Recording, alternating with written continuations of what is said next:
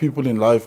And I think our team, a lot of us where we come from, I mean, Jack spoke to us this week, life probably, we shouldn't be where we are today. There is no ways where I come from, I could have dreamt of being here today, and kids that come from farming areas never could think that they would be here today. Children who come from the, who come from where we come from, and people from the Cape Flat, we come from different walks of life, and I have my own reasons to play rugby. I have my own goals and ambitions. I want to look after my family. I want to make sure I give back to my community, because without them, I wouldn't be here. I wouldn't be here today. Some are playing for the parents who are not here with us anymore, but what brings us together is our country. What brings us together to play for is the Springbok and then South Africa.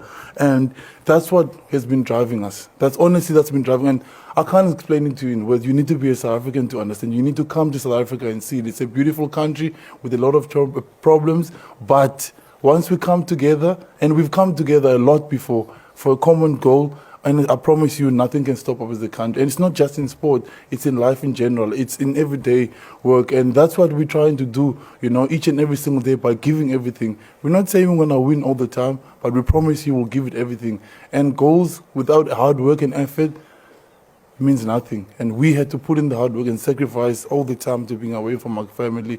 And it couldn't have, I wouldn't change the script, how it's done, And the friendship, I've known Jock since I was 18 years old. I've known Coach Rassi, he gave me my first contract. Me and Eben made when we were 17. We were sitting there before the game, and Eben was laughing. He's always serious before a game. He was smiling. He's like, what a great opportunity to be doing this with people that you come along with. Frans Maleba, we all come from the same journey and area. And so it's real for us, We care for each other, we care for our country, and I will do this over and over again. Okay, gentleman in the front. Good morning, Sia. Good morning, Jacques. Jacques, for you in particular, you look back at the call to recall Andre Pollard. It was a decision that elicited a lot of reaction back in South Africa, and through the tournament, there have always been questions about goal kicking. You look back at that decision now. How proud are you and the selection group of making that decision despite its unpopularity, despite the lack of foresight at the time, and how it's come off in the playoff stages? Yeah, I think when it comes to team selection, I probably have to give credit to the team. And Sia has spoken in our press conference in the build-up to this game. He spoke about it that, Mani probably deserves it. A guy like Kobus deserves it if you think what they've done in the quarterfinal and the semi-final. But the one thing that we do have is we have 33 players that's the right players. We're not necessarily always the best players in our positions, but they're the right players. So when we go with a strategy and we explain it, a guy like Kobus accepts it, a guy like Mani accepts it, and they probably deserve to play in this match, but strategically we had a specific path, and in saying that, I'm not saying we are geniuses. Please don't see it like that. We don't try and be creative and think out of the box and stuff like that. It's just the squad that we have and the depth that we have and how close things are. Or the players are, that gives us the opportunity to maybe go a little bit different than normal. It's not genius. It's just, listen, the players that we have has got the ability to give us different tactical viewpoints, if I can put it like that. And then also I want to say that we have all our families with us, kids and the families, and you know what, Mani's fiance, Kobus's wife, when we don't select them, they have to put all the pieces together because obviously they're disappointed. But yes, I must say, within 2 or 3 hours, they just accept their role, and their role is then they're not going to play on the weekend, but Mani was the best Richie Moanga he could have been. He tested us, he studied him, his mannerisms. A guy like Kobus studied Aaron, his mannerisms, things that he does. So I mean, and that's probably the strength of the group, is that there's 33 players that understand their roles and they don't have egos, and they buy into it. Yeah. Gentleman towards the back. Sia, Jacques, first of all, congratulations for this victory. Sia, you have just won the cup and you won it 4 years ago in Japan. What's different, what's similar in comparison, maybe in the path, in the motivation, in the feeling, in the reaction between now and 4 years ago? Thank you and congratulations again. Thank you. Yeah, the path was definitely difficult, but we knew before the time that, I mean, the pools were chosen, I don't know when, and we knew, and I think Jack and Coach Rassi always speak to us there, and they say, I mean, Coach Rassi said, great things are never achieved in ideal conditions, and this wasn't ideal conditions for us as a group. I mean, playing the home team in their own country is one of the hardest things to do, and then obviously the way we played the last game against England, which was tight as well, we had to fight, and then today as well, no different. But I think the motivation was, as we said earlier, was everything from home, you know, and our families. And I think the coaches also create an environment for us where we can be with our families, no matter where we are. It feels like home every time we go back to the hotel. Our kids are there. We have like 15 to 20 kids running around the hotel, you know, and that gets us through the tough days. And it's one of the greatest things I think they could have done for us. And I think the people also from South Africa, some of our friends, they use their savings to buy a ticket to just come and watch us play. That kind of stuff, we hear it and we see it and we respect that. I mean, for me not to give my 100% on that field will be cheating all of those people, and that's what the coaches always remind us. So the motivation for us, we don't have to look far. It's around us in the group. We look at your story, where you come from, how far you had to fight to get to where you are today. So motivation is always there. It's not something we lack in our country. Okay, on the left over here. Sia, congratulations. There were a couple of massive moments in that game. Sam Kane's red card. Can you tell us about that and how much of a difference you thought that made in the end result? But also, how nervous were you waiting in the sin bin to see if yours would be upgraded? And also, did you chat to Sam afterwards? And if so, what did you chat about? Yeah, it was. Yeah, it's never nice, obviously, for a player to get any card on the field. But we knew, like, when they got the card, they were just gonna lift themselves. When we spoke at halftime, we said they're gonna get up now. We mustn't try and relax, and they did exactly that after halftime.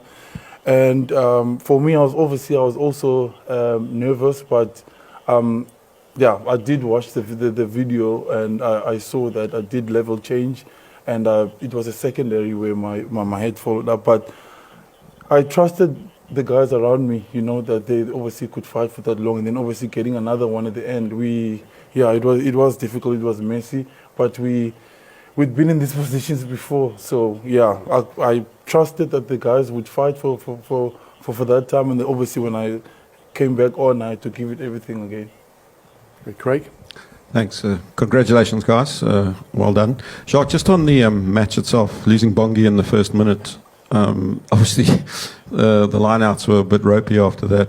That wasn't ideal.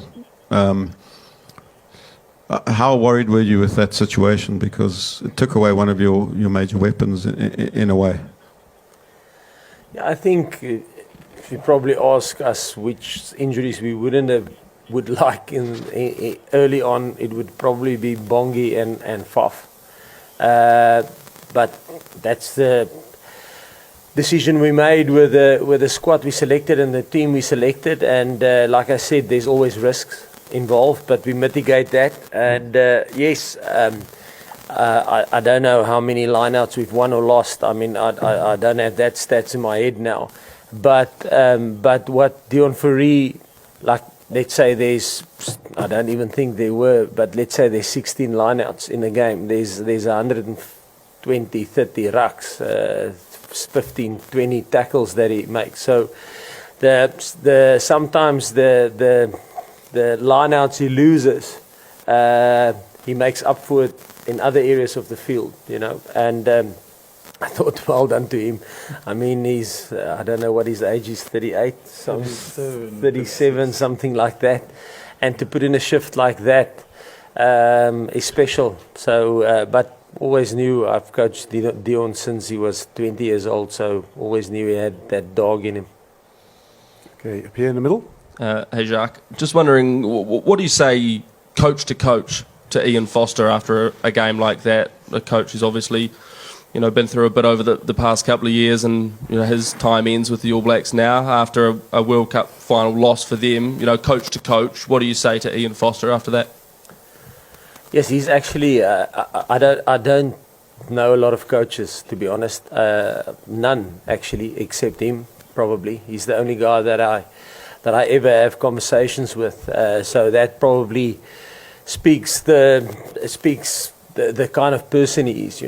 Before the game that we played in the warm-up game at Twickenham, myself, we had a cocktail function the night before the game, or maybe 2 nights before the game, I can't remember, but myself and my wife and him were chatting away for 40 minutes about just life, about his daughters, his family. So yes, I'm happy for us, but my heart breaks for him because I know what it feels like. And he's an exceptional human being and an unbelievable coach. He was written off numerous times, him and his squad. But like the All Blacks, the quality team they find a way. I think if you look at, I mentioned it in the week, I think if you look at sports teams in the world, and I'm saying all of them, sailing, motorsport, Formula One, I think they're probably one of the most successful sporting teams there's ever been. So they're quality outfit, and he was the leader of that. So he's a quality individual. Okay, we'll have one last question here at the front. Congrats, Sia, and congrats, Jock. Jock, Pieter-Steph du Toit made 28 tackles in the final. Just your thoughts on his performance, please? Yes, Steve. Yeah, he was phenomenal. Yeah, no. Yeah, he I don't know, because defence is my department. So no, he was exceptional. But I must say, he was in the last couple of games. He wanted it desperately. Not only him, everyone wanted it desperately. But he just put himself in a position today, and I always make a joke and say that if there's a white plastic bag that blows over the field, he'll probably chase that down as well. So that is him, the Malmesbury missile, and he was that tonight. He was a machine. Well, I think, Jock, on what you said there, like how he's grown so much, and not only in just what he does on the field, where he was playing today. Like, I wanted to watch him, some of the hits that he was making. I was standing there, he was flying past me and making big hits, but he takes it now off the field, like with the team, when we're down, how he speaks to us as a group. Yeah. Like last week, the chips were down, it was tough, it was quiet in the change room, and he got everybody up, get up, and he's like, the way he's just taken what he can do on the field to what he can lead around the team. It's really been amazing. It's been great to have it, and I'm not got no ego, anything like that. Sometimes I don't have the words to say, and some of the guys will come up, and give and tell us what we need to do, and he's taken that role, and he hasn't taken it lightly, and he backs it up with what he does on the field as well. Yeah, so I'm really proud of what he's done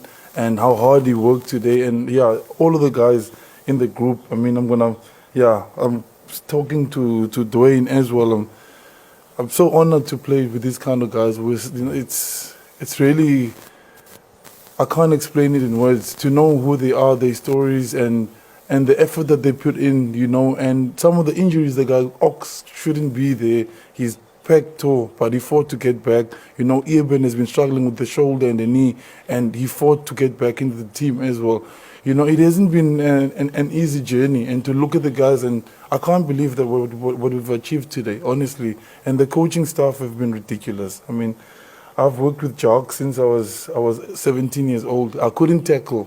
He When him and Rasi used to come to tackle, to training, we had to play full contact. We had to show them that, you know, you can do this. So, and since then,